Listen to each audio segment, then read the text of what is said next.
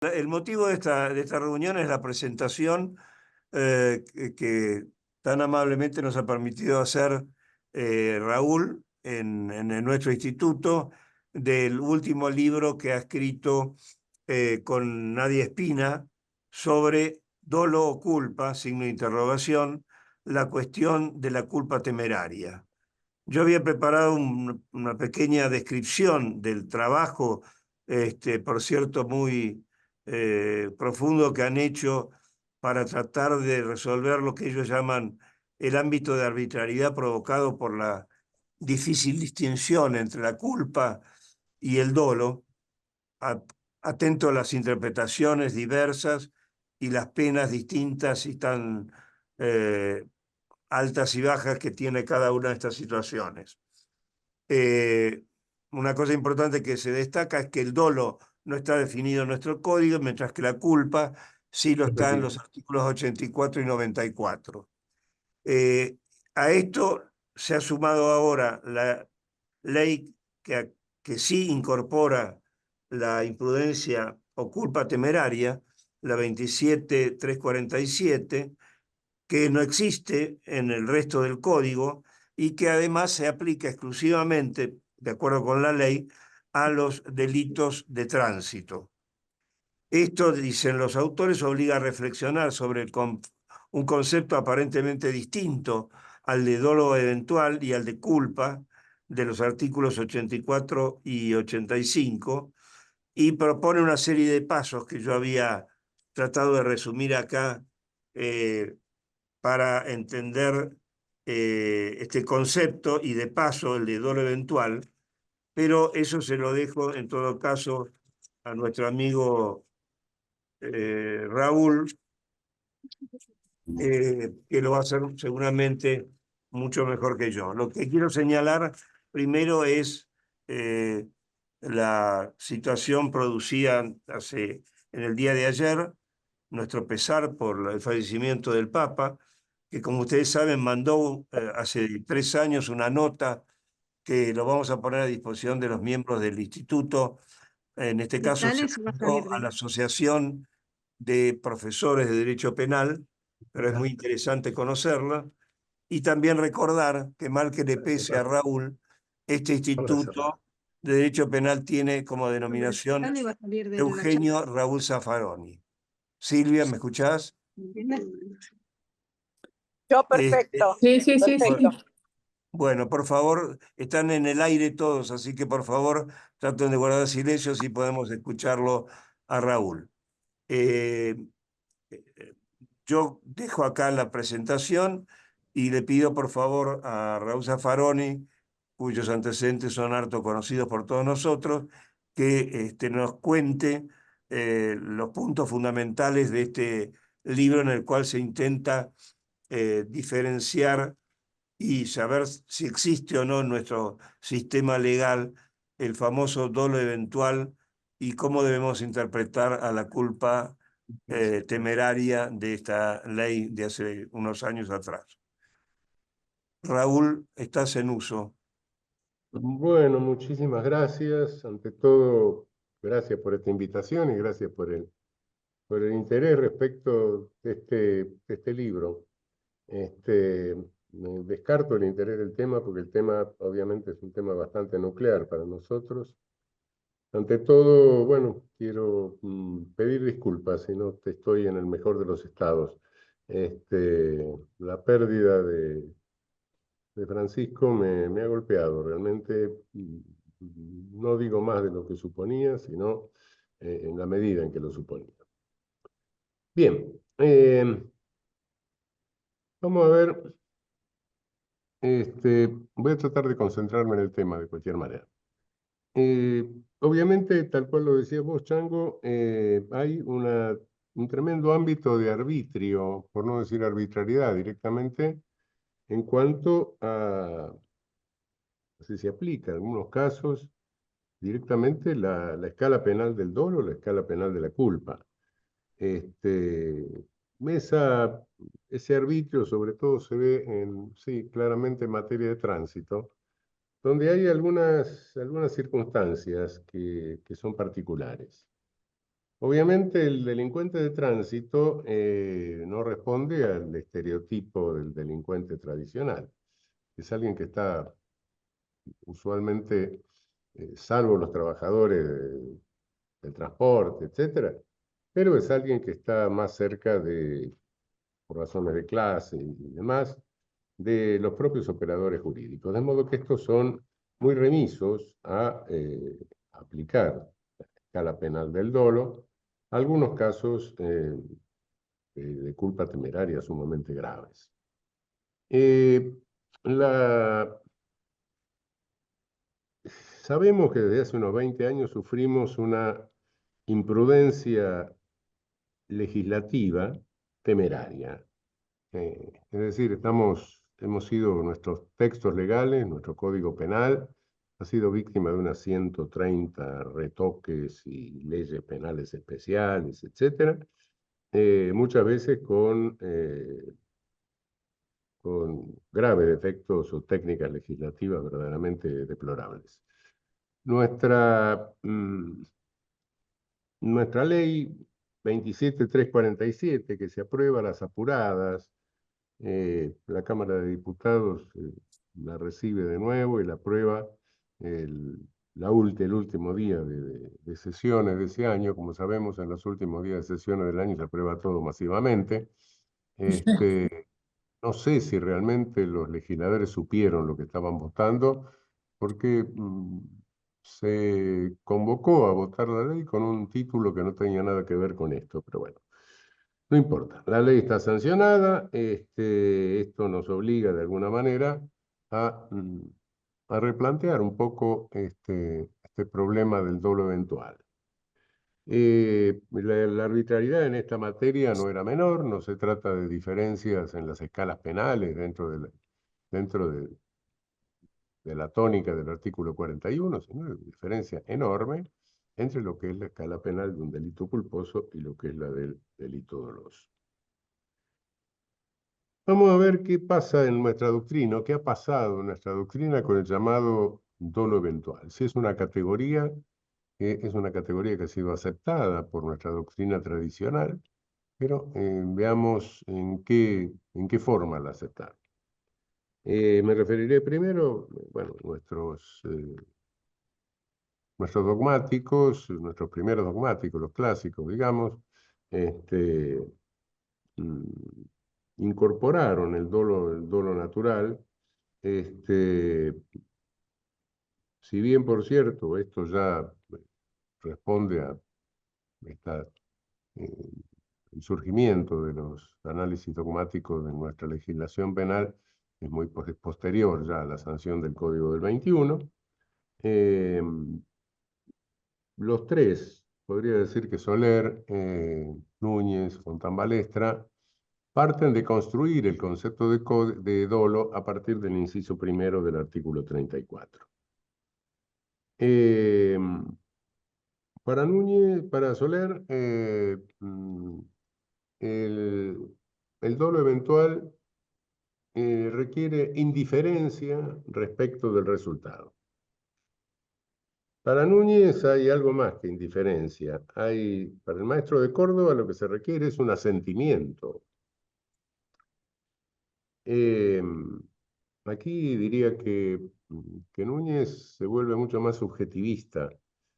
Diría que en su concepto a veces aparece la palabra ánimo. Es decir, algo así como lo que los italianos dicen el atteggiamento o los alemanes el Einregesinn, una disposición interna. Y Fontán Balestra es bastante contradictoria también. La posibilidad de seguridad del resultado, dice en un momento que no lo detiene en el dolo eventual y sí lo detendría en la culpa con representación. En general parece que Fontán Balestra va también para el lado del asentimiento. Estas tres posiciones son las que sigue en general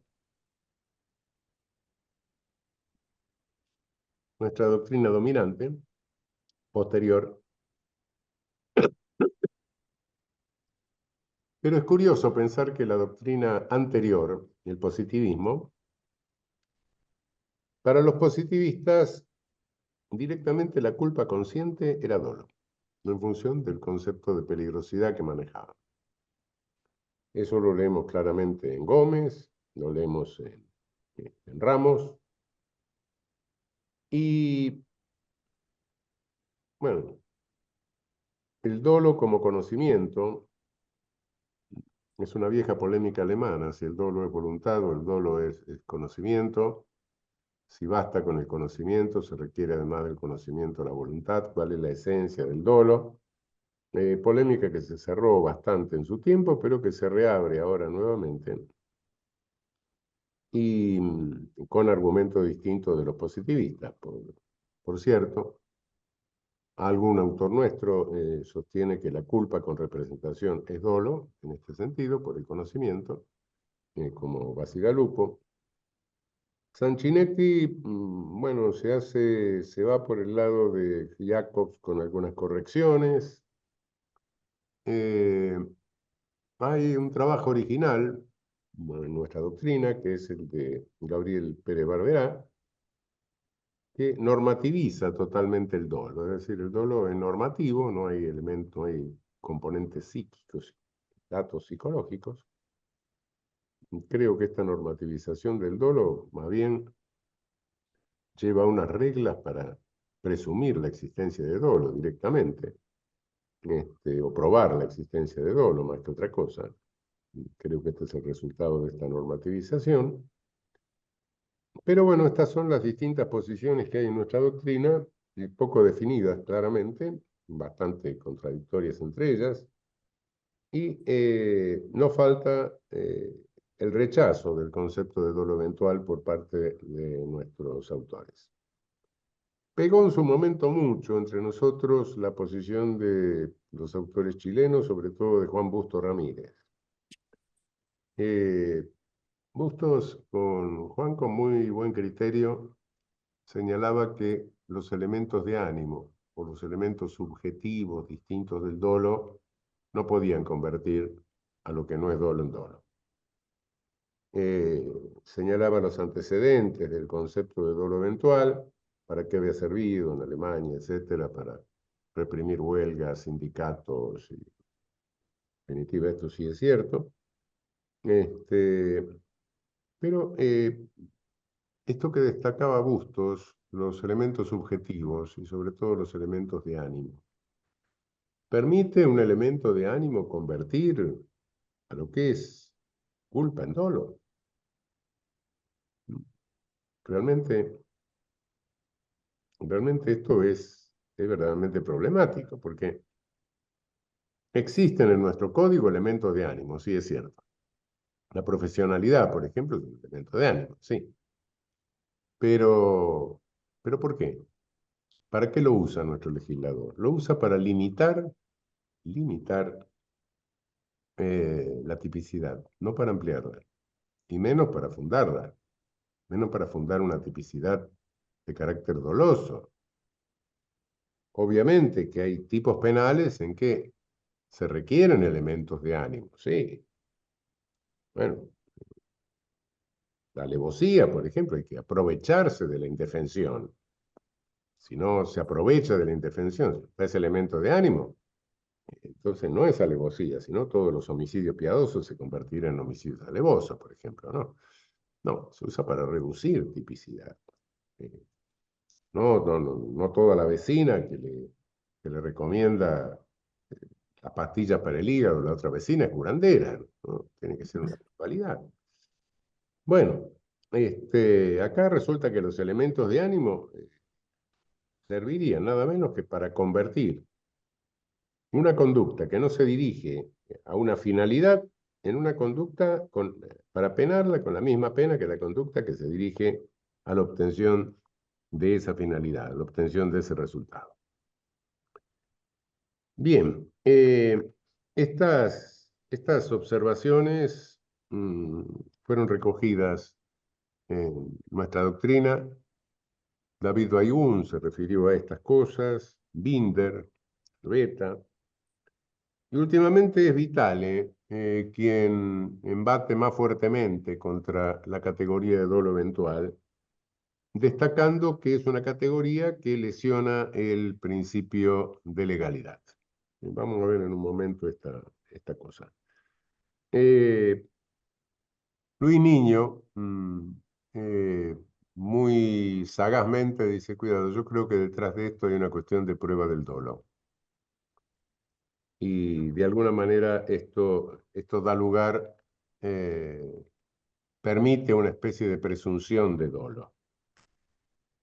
En el fondo es cierto que hay una cuestión de prueba. Si bien, por cierto, hasta 1921 teníamos consagrada en el código, en el viejo código del 86, la presunción de dolo, que no se suprimió en 1903. Herrera, me acuerdo que en su crítica de 1907 dice, bueno, al proyecto de 1907 dice, bueno, estos suprimieron lo mejor y dejaron lo peor, entre ellos la presunción de dolo. La presunción desaparece formalmente en el Código de 1921. Pero ¿qué pasa? La cuestión es una cuestión de diferencia entre culpa consciente y culpa inconsciente. Me atrevo a decir que no. ¿Qué queda de la culpa inconsciente cuando se leen en las sentencias? Debió representarse, no pudo dejar de representarse.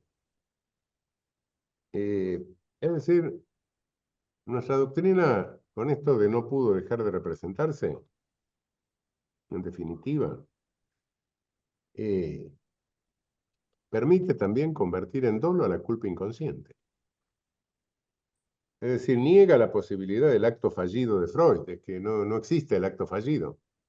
Y veces que es increíble de lo que nos olvidamos, de lo que no nos damos cuenta, de lo que nos sería evidente para cualquiera, y no nos damos cuenta. Hasta leer a Freud, los ejemplos que pone, cotidiano, no esto, ¿no? Se está refiriendo al derecho penal. Pero sí, efectivamente, eso no sucede. ¿Cómo puede ser que no me di cuenta? Bueno, sí, no me di cuenta. Entonces, cuidado que la gravedad de la culpa está por la gravedad de la infracción al deber de cuidado. No porque me haya dado cuenta o no me haya dado cuenta. Esto tiene poca importancia. Yo no sé si realmente es más reprochable, más censurable, aquel que por lo menos se dio cuenta y dijo, no, lo voy a evitar, no va a pasar nada. El otro que ni siquiera se dio cuenta.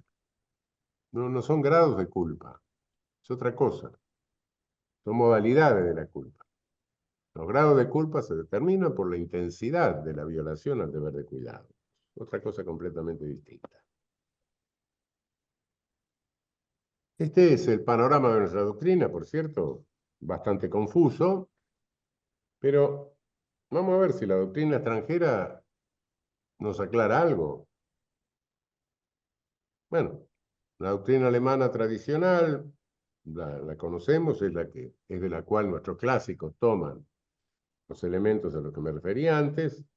Y en el último tiempo, Jacobs, que se va apartando un poco de la cuestión del funcionalismo y de aquellas cosas y se hace cada día más hegeliano, adopta una posición al respecto prácticamente muy pegada a Hegel.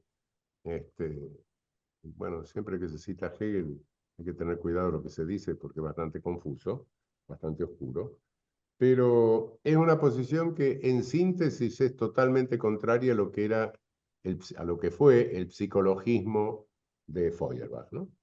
Él habla de un ser humano pensante, una especie de modelo pensante, ¿no?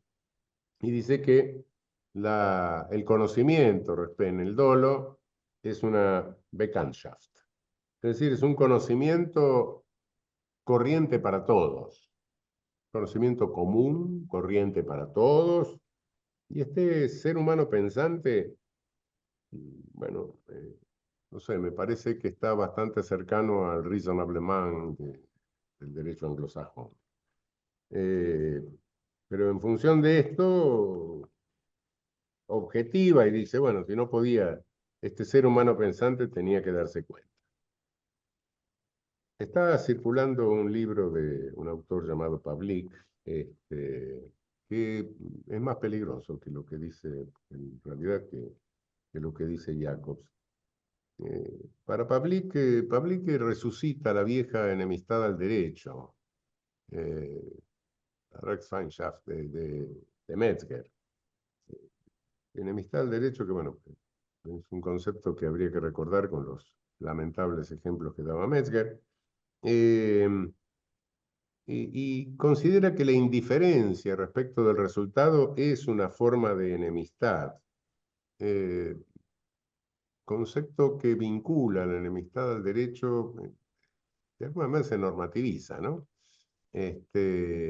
Porque lo vincula con la exigencia de fidelidad al derecho, la Rechtstreue. Cuidado, estos son, no voy a insistir en esto, pero creo que son conceptos que tenemos que tratar con mucho cuidado. Mucho cuidado por la etiología del concepto. La Rechtstreue es la fidelidad al derecho, es la base fundamental del derecho nazi. Cuidado. Fidelidad al derecho. Yo tengo fidelidad al matrimonio, puede ser, pero no al derecho. El derecho es otra cosa, es algo distinto. Tengamos mucho cuidado con manejar este tipo de conceptos y con resucitar viejos conceptos como la enemistad al derecho, la ceguera al derecho, etcétera, de Metzger, que todos sabemos también para dónde iba y los ejemplos con que los ilustraba. En Alemania no, tampoco todas las voces son... Hay algunas voces en el último tiempo, sobre todo, que critican profundamente la categoría de dolo eventual. Tatiana Henle, sobre todo, tiene una monografía, que es la directora del Max Planck en este momento, el Max Planck de Derecho en este momento, tiene una monografía donde critica fuertemente y recomienda la adopción del concepto norteamericano de recklessness. Me llama la atención que en lugar de recomendar la adopción del concepto de cuño alemán de Feuerbach, de culpa temeraria, se vaya a la recklessness norteamericana. Pero bueno, da la impresión que la doctrina alemana está bastante perdida también. Y esto, si leemos el libro de Inhäuser y Hilgendorf, vemos que ellos llaman la atención sobre que algunos casos de culpa requieren verdaderamente una culpa temeraria, no cualquier culpa. Lo cual de alguna manera, bueno, está mostrando que están sucediendo, que hay serias dudas también en la doctrina alemana a este respecto. En Estados Unidos, este concepto de recklessness al que me refería hace un momento surge del Model Penal Code, que es el Código Penal Tipo norteamericano de 1962, del profesor Wechsler, Herbert Wechsler. Es es un concepto que de alguna manera no queda claro si pretende ser dolo eventual, si pretende penar como dolo a la culpa, si pretende ser una culpa temeraria. No es muy claro, pero es un concepto que sí de alguna manera se elabora porque da la sensación de que hay algo que no es la culpa simple y que algo hay que hacer. La interpretación del concepto es bastante confusa, pero de alguna manera sí está destacando eso. En los últimos años ha surgido algo que es también que está tomado de la jurisprudencia norteamericana, que es la llamada willful blindness, la ceguera deliberada. No quiero saber. No quiero saber, concepto que ha sido adoptado en alguna sentencia por el Tribunal Supremo de España. Es algo, en realidad, si no quiero saber lo que tendría que saber, es decir, me contrata un sujeto para hacer viajes a través de la frontera. En los viajes me da una caja con cosas que llevo y una de esas cajas está llena de marihuana. Bueno, yo no pregunto, voy y vengo con las cajas. Entonces me dicen, no, eso es una ceguera al derecho. Usted tendría que preguntar. ¿Por qué tendría que preguntar? O hay algo que sé y entonces no pregunto porque sé, o hay algo que no sé y no tengo por qué preguntar. Si tendría que preguntar, entonces vuelvo al viejo concepto de fidelidad al derecho. Tengo que preguntar porque soy fiel al derecho. Cuidado, no es lo mismo que no quiero saber porque sé. Eso es otra cosa. Acá no quiero saber porque no se me da la gana. Bueno, este, esto, el concepto de dolo eventual, la categoría de dolo eventual bueno, funciona en el derecho internacional penal. No. En el Estatuto de Roma no está considerada. Se discutió mientras se elaboraba el estatuto y se rechazó. Se trató de incorporar en la doctrina, en la jurisprudencia del tribunal y se rechazó también. Es decir, en el derecho penal internacional no funciona. Todo este panorama nos muestra que tanto en nuestra doctrina nacional como en la doctrina comparada, como en la legislación comparada, existe a este respecto una enorme confusión y una enorme discusión y hay muy poco acuerdo. En síntesis, una incerteza total que en nuestra realidad nos plantea lo que señalé al principio, es decir, la enorme arbitrariedad y peligro que hay entre poder saltar sin más de una escala penal de culpa a una escala penal de dolo. Creo que tenemos que retomar la cosa desde el punto de vista de un elementalísimo realismo. Las conductas voluntarias dirigidas a una finalidad, ¿las inventamos? ¿Las inventa el derecho? Las conductas imprudentes y negligentes, ¿las inventa el derecho? ¿O acaso en la interacción cotidiana no realizamos conductas que se dirigen a la producción de un resultado? Y algunas de nuestras conductas no son imprudentes, no son negligentes, aunque no tengan nada que ver con el derecho. Salgo de mi casa y saludo a mi vecino. Saludo porque quiero consolidar vínculos. Mi vecino anda con un bastón ahí. Me olvido de preguntarle si está mejor. Es una culpa inconsciente, sí, me olvidé. Lo veo. Sí, claro que me tendría que haber dado cuenta, porque anda con un bastón. O bien lo veo con el bastón y sin embargo le digo, bueno, eh, no le pregunto porque lo veo igual y lo voy a poner mal si le pregunto qué tal vas, está mejor.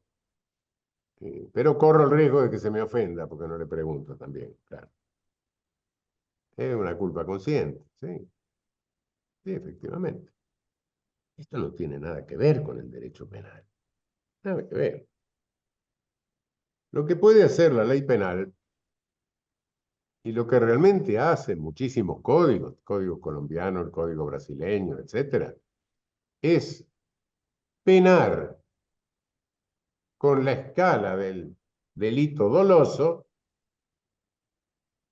una culpa grave que considera más o menos grave. Es eso. Aplica la escala del delito doloso a una culpa a una forma de culpa. Ahora bien,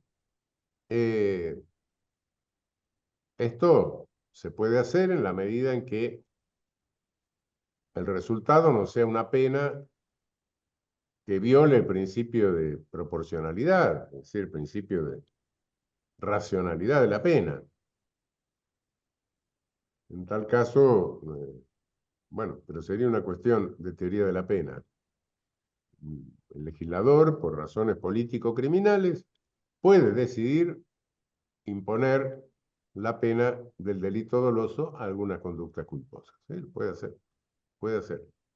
Veremos en teoría de la pena después si esto quiebra la necesaria racionalidad de la pena, etcétera, proporcionalidad de la pena, en función del principio republicano. Sí, bueno, ese es otro problema. Pero está fuera de la cuestión de la tipicidad. Nivel de tipicidad sí lo puede hacer. ¿Nuestro código lo hace? No, no lo hace. En ningún momento lo hace. ¿Nuestros códigos lo han hecho alguna vez en la historia? No, nunca. Nunca. Ese es el problema. Esto no lo han hecho.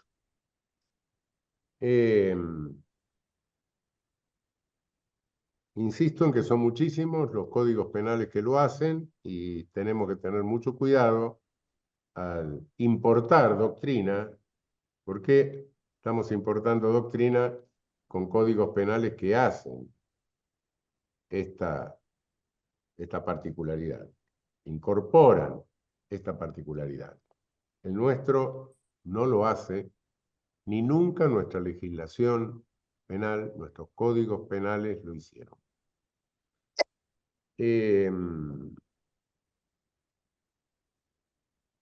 Realmente,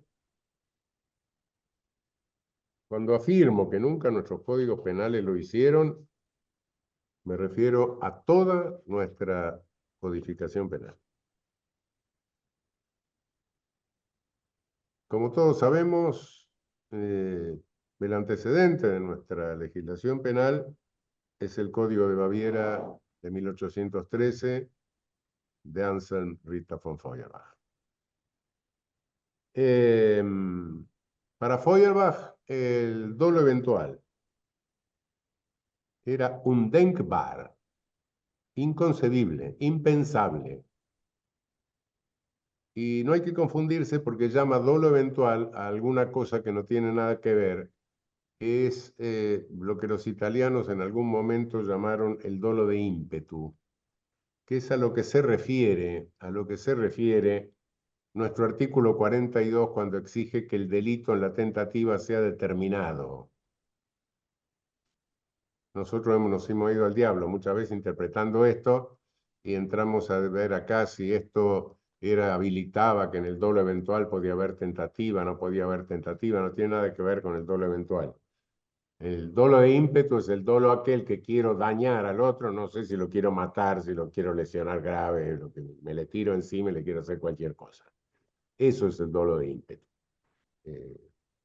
Lava Carrara y otro. Bueno, ese es no tiene nada que ver. Y ese dolo de ímpetu hay un concepto que más o menos análogo que maneja Feuerbach, que tiene el nombre de dolo indirecto, pero no es, le da ese nombre Feuerbach, pero no tiene nada que ver con el dolo eventual. El verdadero dolo eventual para Feuerbach era undenkbar, impensable, inconcebible.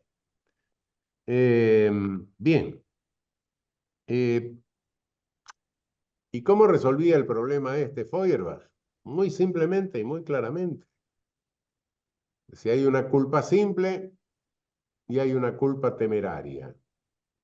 Y enunciaba una serie de hipótesis de culpa temeraria. Es decir, una culpa simple y una culpa más grave. Una violación del deber de cuidado de menor entidad y una violación del deber de cuidado de mayor entidad. Con una escala agravada a la segunda, por supuesto, superior a la anterior. Y esto pasó a nuestro código tejedor y pasó al tejedor más o menos arruinado de 1886. Es decir, estos códigos tenían el crimen culpae, Cualquier delito podía tener una versión culposa. Y en esa versión culposa podía haber una culpa simple o una culpa temeraria. Y además agregaba la presunción de dolo. Bueno, esto siguió así hasta 1921, en que desaparece la presunción de dolo del Código, la exigencia de presunción del dolo, ya la habían criticado los autores, etc. Y desaparece el crimen culpa. Como todos sabemos, los redactores, o en la redacción del Código de Moreno de 1921, lo que se quiso hacer en todo momento fue simplificar fórmulas. Es decir, nuestro Código del 21 no contiene definiciones, lo cual permitió un desarrollo bastante importante de nuestra dogmática, por cierto. Este no es un código como el Códice Rojo, una cosa así, que llena de definiciones. Nuestro código permite creación, la elaboración, una elaboración dogmática mucho más abierta, pero en ese afán de simplificar, muchas veces se le fue un poco la mano.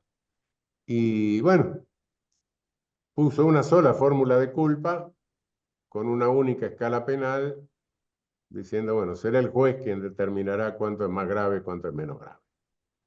En definitiva fue eso.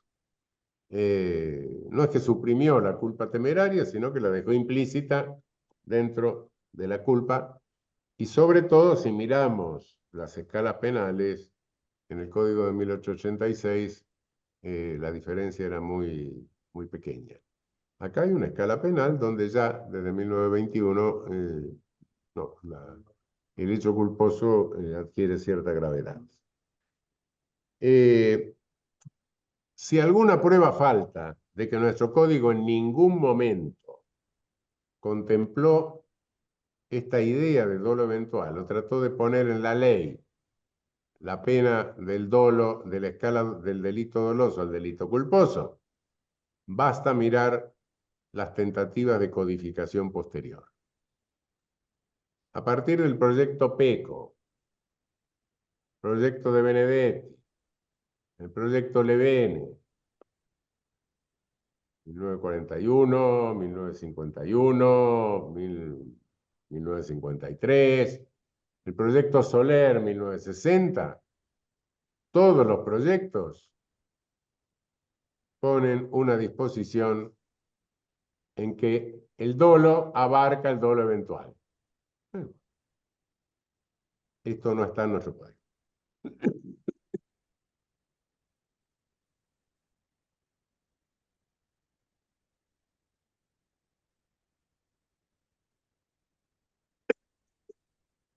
Son los proyectos de 2007, 2014, que a diferencia de todos los anteriores que he mencionado, incorporan no la idea de dolo eventual, sino reintroducen la diferencia entre la culpa simple y la culpa temeraria. Se vuelve a establecer la diferencia de tejedor, se proyecta la diferencia de tejedor.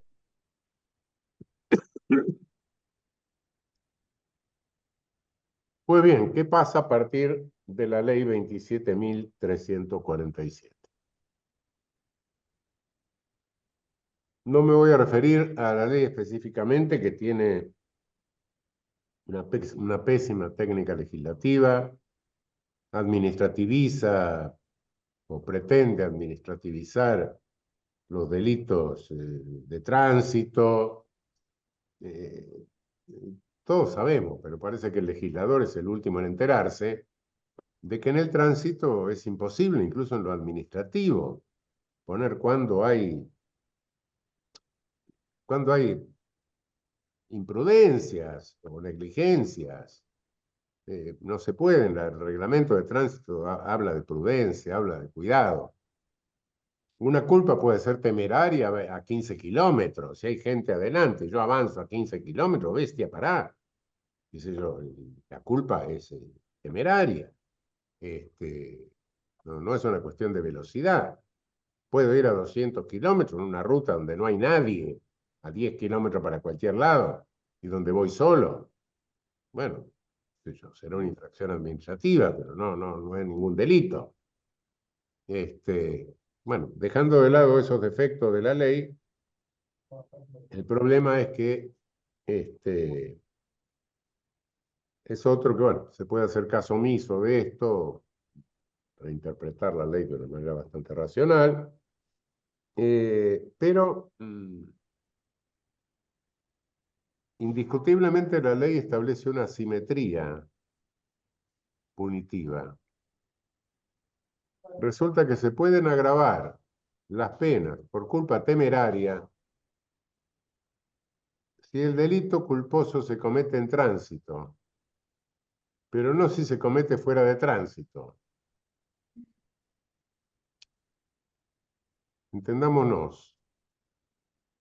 Un sujeto que está jugando con una granada de mano es una culpa temeraria.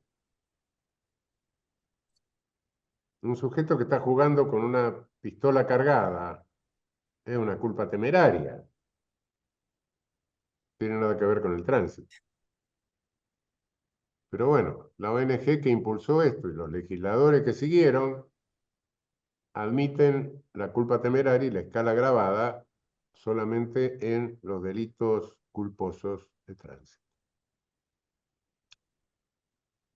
Es una simetría punitiva, sin lugar a dudas. Ahora, ¿es constitucional? Y miren, si vamos a declarar inconstitucionales todas las asimetrías punitivas, lamento decirle que medio código, conforme a lo que pasó en los últimos 20 años, sería inconstitucional. Todos sabemos que la inconstitucionalidad es el último recurso, siempre y cuando no se puede interpretar la ley de una manera que no haya una sentencia interpretativa, de una manera que permita que lo resuelto encaje en la Constitución. De modo que sí, creo que la ley no es inconstitucional. Pero serán los jueces los encargados en cada caso de cuantificar la pena, de mensurar la pena, de cuidar la proporcionalidad de la pena dentro del juego que deja este lío de escalas. Hay algunas otras cosas técnicas, no sé por qué se repite una definición de culpa, se repite un artículo que no tiene ninguna necesidad de repetirse, es un defecto en esa reiteración. Pero bueno, insisto en que esto no es, en sí mismo no es inconstitucional. Si el argumento de violación de la legalidad fuese insuficiente, que me parece que ya de por sí, entonces, porque después de la ley, de esta ley, hay autores que sostienen, no, la culpa temeraria rige para los delitos de tránsito, en los demás rige el doble eventual. Bueno, el doble eventual, insisto, nos hemos equivocado todos, nos hemos dejado impresionar por el argumento de autoridad de la doctrina importada, pero rastreando todo nuestro código y rastreando todos sus antecedentes de los dos códigos que hemos tenido a lo largo de nuestra historia, el doble eventual en ningún momento tuvo fundamento legal en nuestra legislación positiva. Pero si esto no fuese un argumento suficiente, hay otro. Entonces resulta que ahora la culpa temeraria en los delitos de tránsito es una atenuante respecto de los otros delitos culposos. Ah, no, los otros se pueden penar como dolosos. La culpa, lo de tránsito no, esto como culpa temeraria. Esto es absurdo. Ni en el debate legislativo, ni nadie ha tenido la intención de hacer esto. Independientemente del de la cuestión de legalidad que se plantea respecto del concepto de la categoría de dolo eventual. Insisto, creo que de cualquier manera esta ley nos obligó a repensar, a reflexionar de nuevo sobre el dolo eventual, y creo que nuestra doctrina, sobre todo nuestra primera dogmática, se vio impresionada por el argumento de autoridad importado. Pero realmente la conclusión a través de esta investigación es que nunca pudo ser en nuestro derecho positivo sustentable la categoría del dolo eventual. No tenemos y hemos carecido en todo momento de cualquier disposición que permita imponer a lo que ónticamente es una imprudencia o una negligencia la pena del dolo.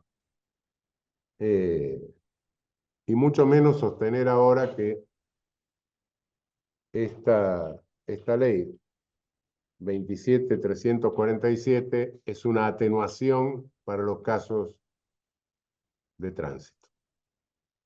Bueno, muchísimas gracias. Anda por ahí Nadia. Acá estoy. Sí, se incorporó Nadia. No sé si querés agregar algo a lo dicho. Bueno, estaba escuchando a Raúl Zaffaroni. Bueno, muchas gracias a todos, a todas. Primero por organizar la actividad y también a todos los que están participando. Agregar junto con Raúl que también trabajamos un poco en estudiar todas aquellas posiciones en torno al dolo eventual que tienden, ¿no?, hacia la presunción del dolo, justamente lo que hemos querido. Raúl, ¿podés sacar el eco? Porque, o silenciarte. Ahí está. Ah, entonces me voy a correr del lugar, perdón. Que hay muchas posiciones sobre el dolo eventual que también se importan, ¿no?, desde otros países, que tienden a la presunción del dolo, que justamente ha sido rechazada por nuestro Código Penal desde el año 1921, categóricamente, ya a partir de algunas discusiones que habían surgido previo a la sanción del Código de 1921, justamente para afectar el principio de inocencia, porque cuando desde la presunción del dolo, en definitiva, estamos sacrificando el principio de inocencia, porque no se trata más que pretender flexibilizar un concepto del orden sustantivo, del orden sustancial, a efectos de facilitar la presunción del dolo, porque se termina por afirmar que todos los elementos subjetivos, psíquicos, puntualmente, son de difícil prueba. Por eso también es que aparecen en la doctrina nuevos aportes en orden al abandono, ¿no?, del estado mental, ¿no? Ya no solo pronunciándose por un dolo normativo desde el punto de vista de afirmar solamente un componente cognoscitivo, sino también de directamente decir que el dolo no tiene ningún componente psíquico, sino básicamente que desde el punto de vista de poder hacer el estudio o la reconstrucción de la legislación argentina, al punto de observar cómo nuestra primera línea dogmática clásica, podemos decir nuestra primera generación dogmática, con Soler, Núñez, Fontán Balestra, rechazaban todos ellos la presunción del dolo, aun cuando tenían diferentes conceptos sobre el dolo y que todos partían de un dolo malo y partían también de una base legal tomada del 34, inciso primero del Código Penal. Lo cierto es que todos entendían que el dolo tenía un componente psíquico y que ese componente era tanto el conocimiento como la voluntad, ¿no? Ellos eran partidarios del dolo eventual de esta categoría, pero no renunciaban a la idea del componente psíquico del dolo, que es algo que hoy sí se empieza a observar en la doctrina que se importa extranjera, más allá de que, como bien reseñaba anteriormente Raúl, el componente del dolo eventual en la forma de indiferencia o de aceptación de producción de un resultado, para nosotros deviene en un elemento de ánimo que no llega a equipararse con la voluntad, porque eso no sería voluntad en estos términos, ni en los términos del artículo 42 del Código Penal, que es de donde se parte el análisis.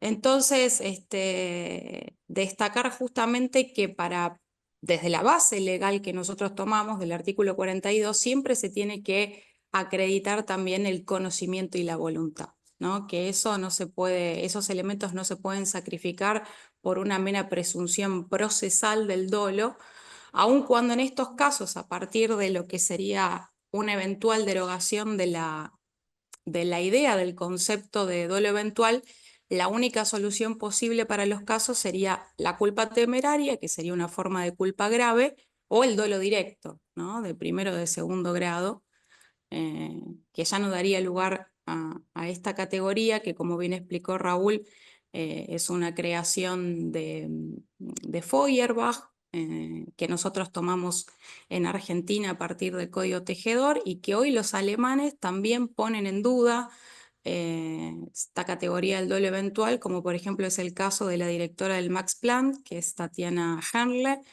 que justamente hace las críticas al dolo eventual y formula la culpa temeraria, aunque sin reparar en Feuerbach, que fue verdaderamente el alemán que introduce esta idea, sino en, por ejemplo, el modelo de la recklessness anglosajona, angloamericana, que, bueno, justamente para ella guarda una gran relación, digamos, con el concepto, digamos, de dolo eventual, que hoy, bueno, hoy desde varios sectores está puesto, digamos, en duda como categoría.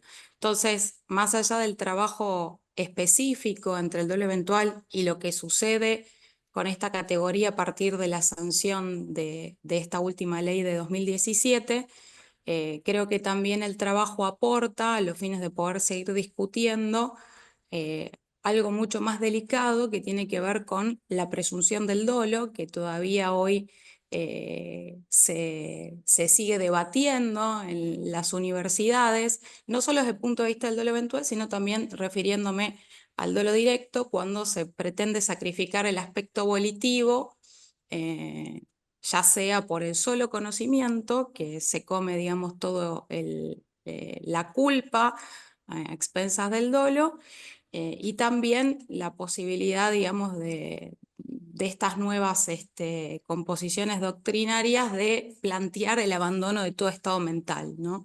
Que es algo que también ha sido tratado por Gabriel Pérez Barberá en una gran obra también, un gran trabajo de él, que es el del dolo eventual en su libro, pero que justamente implica abandonar del injusto penal el componente volitivo. Y para poder, digamos, preservar una imputación penal en términos de una dogmática que respete las garantías constitucionales, siempre es importante reafirmar que el injusto o la imputación penal tiene y debe ser con tanto voluntad como lesión a un bien jurídico. Eso quería completar a lo que dijo Raúl, y por supuesto estoy a las preguntas que se quieran formular. Yo les voy a pedir, si me escuchan, soy de Rocha, que quienes quieran hacer alguna pregunta digan su nombre y formulen la requisitoria correspondiente, así Nadia o Raúl pueden contestarlo.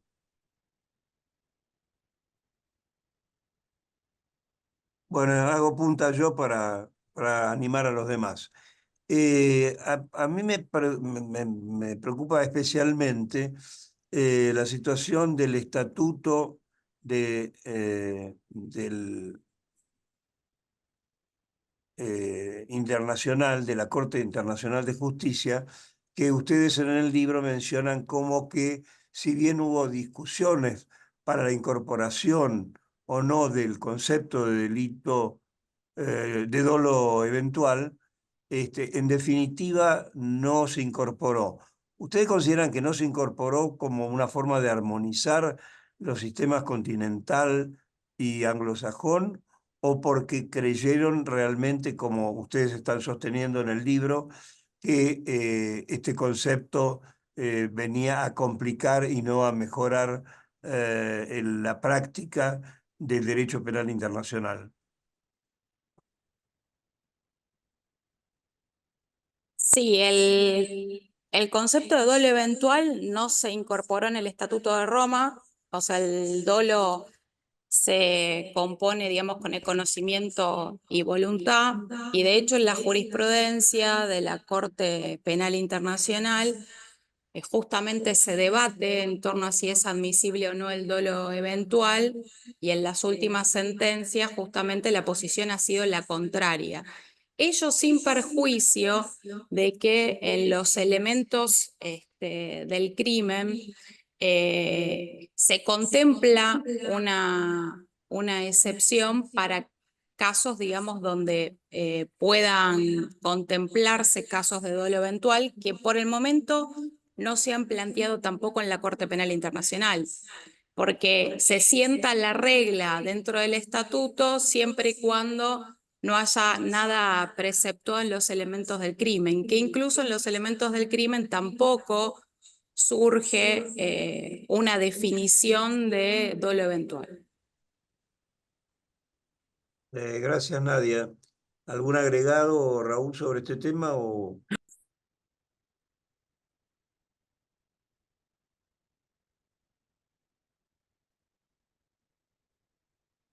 Está silenciado, Raúl. Y pudo Ahora haber, sí. pudo haber incidido, sí, naturalmente el concepto de dolo eventual de raigambre europea era desconocido en el derecho anglosajón y sobre todo en el derecho norteamericano, a tal punto que Wechsler inventa esta cosa de la recklessness. Es decir, un agujero había ahí que ellos sentían, pero no sabían bien cómo resolverlo y incorporar un concepto que tampoco era claro, que es el de dolo eventual, pudo ser molesto en el momento de discutirlo.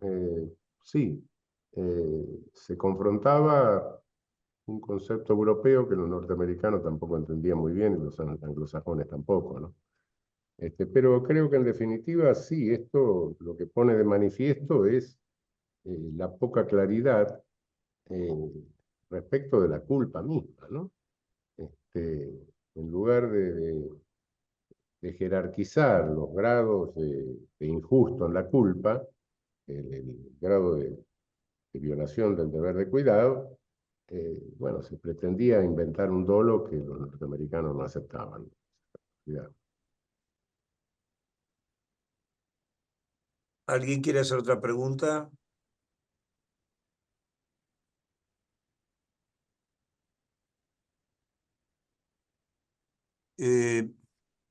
Bueno, yo voy a insistir entonces.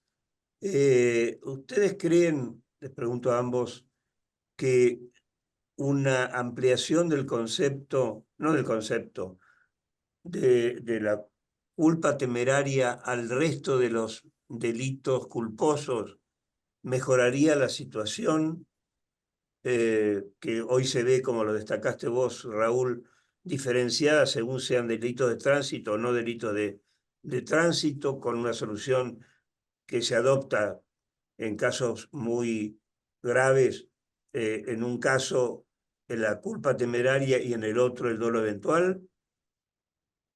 Bueno, daría la impresión, contra todo lo que sostienen y me imputan, de que en realidad en este caso estaría sosteniendo la necesidad de agravar una escala penal. Pero sí, es cierto. Creo que hay algunos casos de culpa muy grave en que la pena de la culpa simple es insuficiente. Sí. Pero bueno, eso no lo podemos resolver doctrinariamente.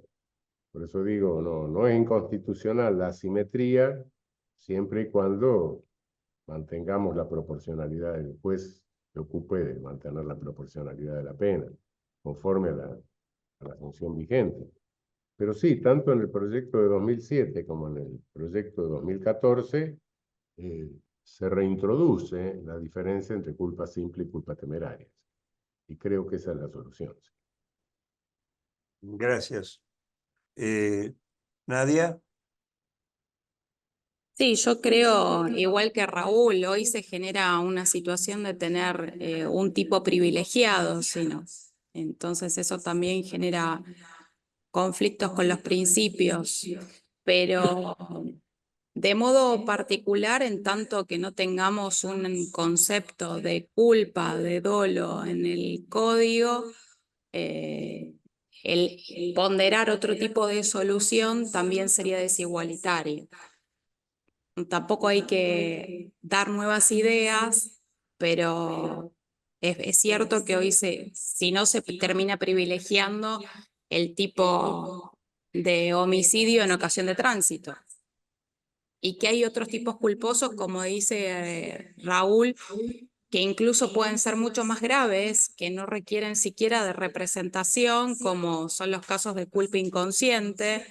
Yo me puedo ir a jugar al bowling y arrojar una de las pelotitas sin saber que es una bomba y detonar un shopping entero con 300, 400 personas. Y por supuesto que eso sería un caso igual o más grave que que uno piensa a veces y asocia la culpa temeraria, ¿no? Esa es la idea de pensar que hay otros homicidios que pueden ser más leves o que pueden tener por ser inconscientes, o casos de culpa inconsciente que no terminan, digamos, de generar, digamos, una respuesta igualitaria frente a otros casos de tipos culposos, donde la pena también puede ser desigualitaria.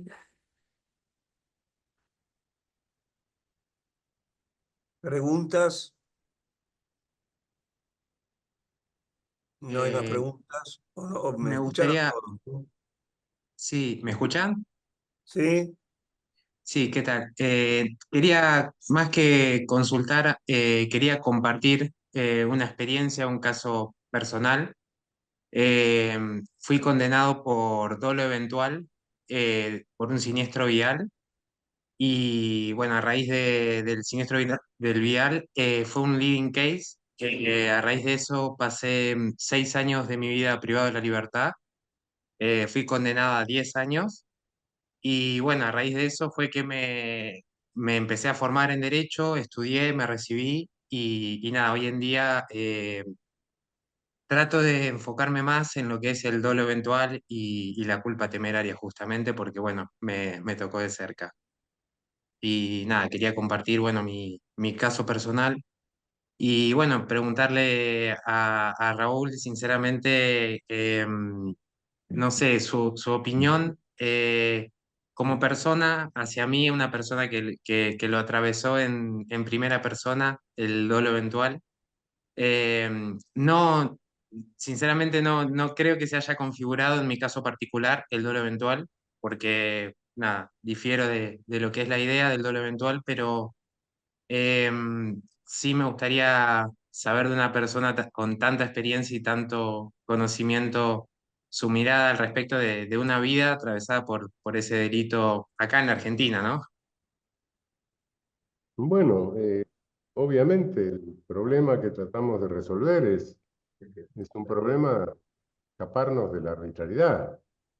Es cierto, es posible que con la culpa simple y la culpa temeraria se planteen dudas, para dudas. La culpa es simple, la culpa es temeraria, pero de otra manera eso es mucho más discutible y puede resolver de una manera mucho menos arbitraria que lo que es una opción entre la escuela vos te instalan delitos dolosos. Y que no es una primera opción de decir, bueno, esa culpa es arbitraria. Sino decir, bueno, ¿hay culpa o hay dolo? Y bueno, y si no hay dolo, no hay una voluntad dirigida en función de un resultado. Esto no quita que muchas veces hay ejemplos que se ponen de dolo eventual que son de dolo directo. No, cuidado. Un señor que se pasa 10 semáforos en rojo, discúlpeme, eso es dolo directo. Eso no es dolo eventual. El señor quiere matarse y matar a alguien. Bueno, listo. No duda. Cuidado, no cualquier cosa en tránsito, no es porque en tránsito no puede haber dolo directo, no. Quiere ir al auto encima de la suegra para matarlo, dolo directo, no cabe la menor duda. No es una cuestión de vehículo. Pero hechos que no son de tránsito son culposos. Realmente. Bueno, la culpa es tan grave como puede haber en un hecho de tránsito. Se instala un andamio mal puesto. Se cae el andamio y se matan 5 operarios. Bueno, no cabe la menor duda. Un resultado gravísimo, ¿no? Entonces, lo que la simetría que tenemos hoy es decir, ah, no, bueno, este no, esto le aplico la escala del delito culposo. Del delito culposo simple. Y al otro de tránsito le aplico la del delito culposo temerario. Bueno, sí, esa es una simetría que ha quedado hoy como resultado de la sanción de esta ley limitada a los hechos culposos de tránsito. Bien, ¿algún otro comentario? Bueno, por orden de las damas primero, Nadia, muchas gracias. Y lo mismo a vos, Raúl. Realmente muy interesante. Yo que tuviste la gentileza de facilitarme el texto y lo he leído, como hice la otra vez, no sé si vos te acordás, hace como 30 años que con Chacho Álvarez te hicimos la presentación de un libro Sí. y que vos me diste la alegría de decir, bueno, me parece que vos lo leíste, porque algunos de los comentaristas que estaban ahí no lo habían leído. Bueno, en este caso también lo leí, y realmente me parece que he sacado muy buenas conclusiones y creo que he aprendido mucho ahí. Así que gracias, Nadia, gracias, Raúl. Como verán, los que están acá y los que pertenecen al instituto, empezamos fuerte el año. Vamos a tratar de mantener este nivel en las sucesivas invitaciones que vayamos haciendo. Tenemos temas, lamentablemente, entre el gobierno y el Congreso nos dan todos los días una sorpresa con algún tropel de leyes que aumentan penas, crean delitos o agravan otras penas, que nos da para perfilar algún tipo de crítica, que creo que es un poco la tarea que tenemos, mostrar a la gente que lo que se está haciendo no es en su defensa. Así que nuevamente gracias a todos los que nos han acompañado hoy y nos vemos en la próxima reunión que organice el instituto. Luis. Gracias a vos, gracias Raúl y gracias Nadia también. Seguimos contando con ustedes para las actividades que siempre es un placer escucharlos. Un gran abrazo y gracias, Raúl. Chau, hasta Gracias. luego. Chau, gracias.